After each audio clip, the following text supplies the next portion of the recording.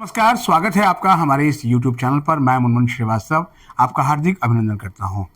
और परीक्षाओं में अब थोड़ा समय रह गया है, थोड़ा समय कह सकते हैं, कई हफ्ते रह गए हैं अभी, लेकिन फिर भी तैयारी आप कर रहे हैं। बहुत सारे फर्स्ट ईयर के स्टूडेंट्स कह रहे हैं कि क्या पढ़ें और कैसे पढ़ें, ये समझ में नहीं आ रहा है। इस पर हमने कहा था आपको कि सीरीज शुरू करेंगे, और आज उसी कड़ी में हम हैं दिल्ली विश्वविद्यालय के मिरांडा हाउस में, और हमारे साथ मौजूद हैं डॉक्टर ओम, और ये डिपार्टमेंट ऑफ ज्योग्राफी से है, असिस्टेंट प्रोफेसर है।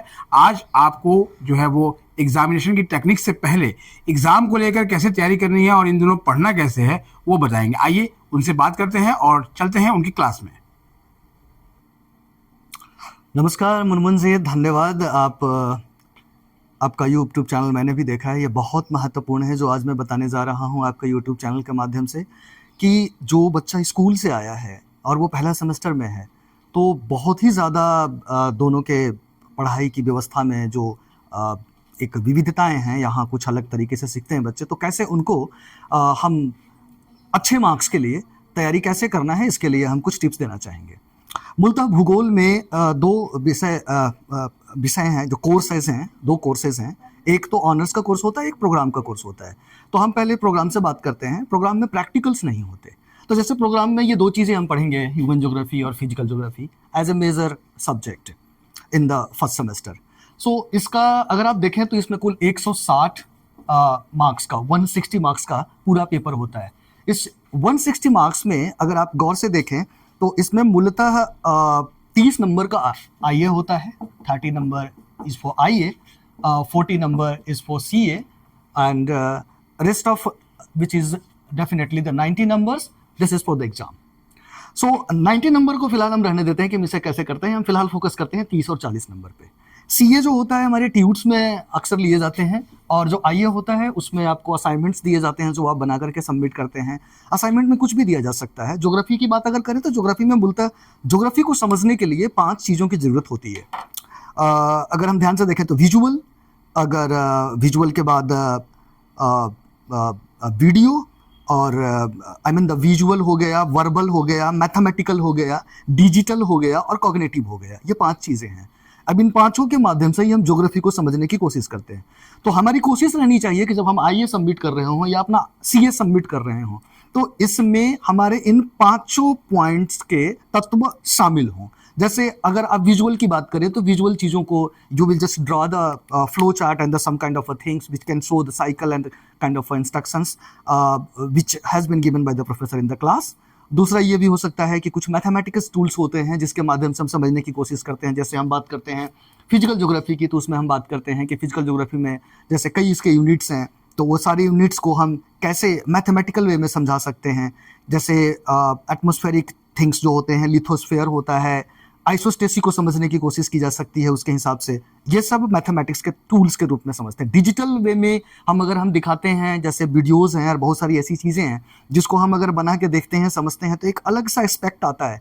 अगर आप अपने असाइनमेंट में, सीए में, आईए में इन चीज़ों को शामिल करते हैं, फिजिकल ज्योग्राफी के लिए, हाइड्रोग्राफी के लिए आप ऐसे मॉडल्स बना करके सबमिट करते हैं, थोड़ा कलरफुल बनाते हैं, तो विजुअल इम्पैक्ट उस पर ज़्यादा आएगा।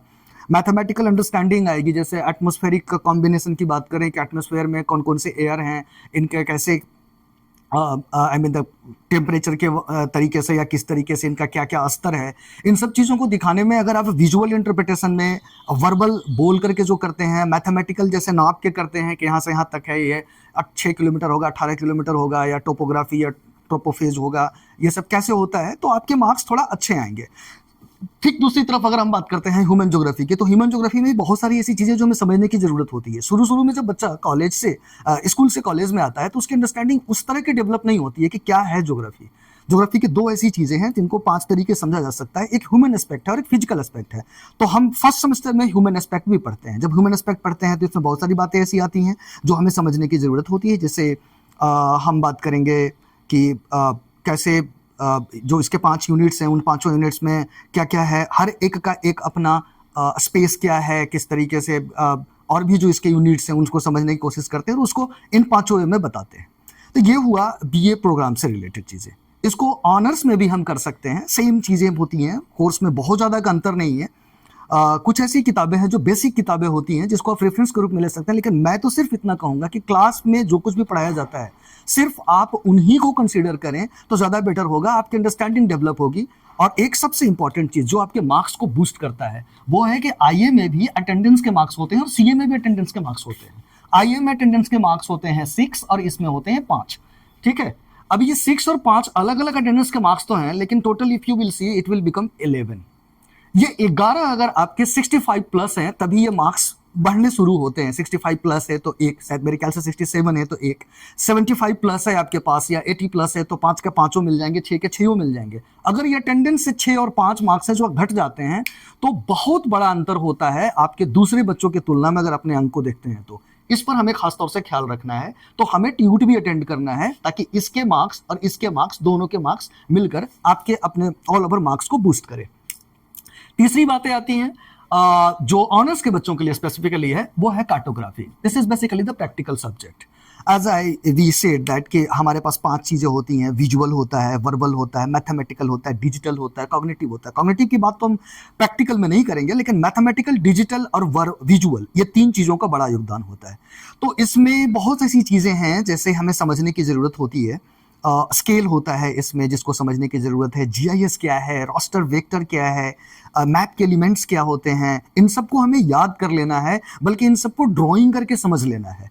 क्योंकि सबसे बड़ी चीज़ ये है कि अगर आप कार्टोग्राफी के मार्क्स को देखें तो ये एक प्रैक्टिकल सब्जेक्ट है, और इस प्रैक्टिकल सब्जेक्ट जो होता है इसमें 40 नंबर का वाइवा वो से होता है। यह वाइवा वो से और कुछ नहीं होता, बस आपकी अपनी अंडरस्टैंडिंग होती है। आपसे पूछेंगे रास्टर क्या होता है, वेक्टर क्या होता है।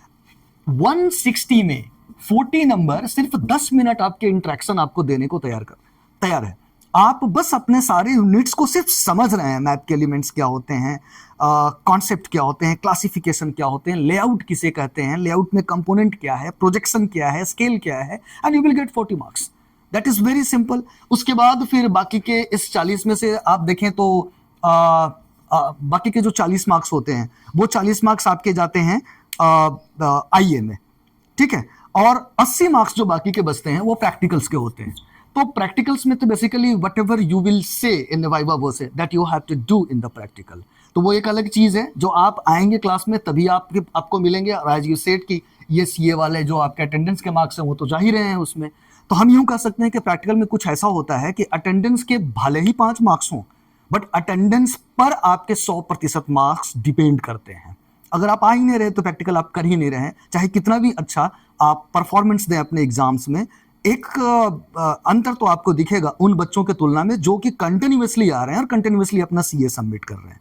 तो इस तरीके से हम ज्योग्राफी के, भूगोल के, ये 3 ऐसे जो कोर सब्जेक्ट हैं जो फर्स्ट सेमेस्टर में पढ़ने हैं, ह्यूमन ज्योग्राफी, कार्टोग्राफी और फिजिकल ज्योग्राफी में अच्छे मार्क्स लाने की कोशिश कर सकते हैं। हमेशा याद रखें, विजुअल, वर्बल, मैथमेटिकल, डिजिटल और कॉग्निटिव, ये 5 तरीके से आपको अपने नोट्स तैयार करने हैं ताकि आप किसी को भी अपने किसी भी ऐसे क्वेश्चंस का जो आपके विषय से संबंधित है बेहतर ढंग से बोल सकें, समझा सकें, लिख सकें। डॉक्टर ओम, आपने बहुत ही अच्छी प्रेजेंटेशन दी और बड़े हम भी खो गए सुनने में।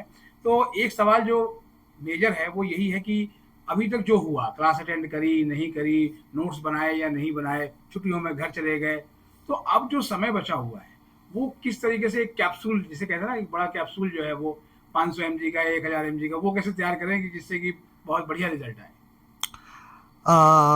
धन्यवाद सबसे पहले तो कि आपने हमें अप्रिसिएट किया कि हमने अच्छे तरीके से बताया। मैं ये कहना चाहूँगा कि जब जागा तब सवेरा। अब तक जो हुआ सो हुआ, अब हम क्या करें कि अच्छे मार्क्स लाएं, और इसके लिए सबसे अच्छा तरीका यही है कि हर यूनिट्स पे एक क्वेश्चन, बहुत ही सिंपल है। यूनिवर्सिटी जब भी क्वेश्चन बनाती है हर यूनिट से कम एक क्वेश्चन होता है, वो होलिस्टिक वे में होता है। और अगर आप देखें तो ऐसे बस आपको 5 क्वेश्चन के आंसर देने हैं, बोलता है सिर्फ 5 क्वेश्चन के आंसर देने हैं, और एक सब्जेक्ट से, एक पेपर से हार्डली 6 या 7 क्वेश्चन बन सकते हैं। उसको घुमा फिरा कर चाहे जैसे भी लिख लो, होल सोल में होलिस्टिक वे में 5 ही क्वेश्चंस तैयार होते हैं। अगर वो 5 क्वेश्चंस का आंसर आप 1200 से लेकर के 2000 शब्दों के बीच में प्रॉपर तरीके से उसको विजुअल इंपैक्ट डालते हुए एक बना लिया आपने, तो समझिए आपके 100% मार्क्स कहीं नहीं गए। तो आपने सुना डॉक्टर ओम को, और उन्होंने बहुत ही आसान शब्दों में आपको एक मिक्स लैंग्वेज में जो है वो पूरा समझाया, और आप उनके बताए हुए तरीके के हिसाब से अपनी तैयारी करें और कमेंट बॉक्स में अपने वो सवाल लिख दें जो इस वीडियो को देखने और सुनने के बाद आपके मन में आ रहे हों, और उनके जवाब जो है वो हम डॉक्टर ओम से लेके कमेंट में ही कोशिश करेंगे कि उनके जवाब दिए जाएं। और अगर बहुत सारे ऐसे सवाल होंगे तो हम एक बार फिर से डॉक्टर ओम को जो है वो चैनल पर लेके आएंगे। और डॉक्टर ओम, आपका बहुत बहुत धन्यवाद इतने आसान शब्दों में जो है वो समझाने के लिए। और हमारे चैनल पर नए हैं तो चैनल को सब्सक्राइब कर लें और इसे अपने दोस्तों के बीच शेयर करें, और लाइक करके वीडियो को हाइप देना जो है वो ना भूलें। मिलते हैं एक और एपिसोड के साथ, तब तक के लिए नमस्कार। नमस्कार।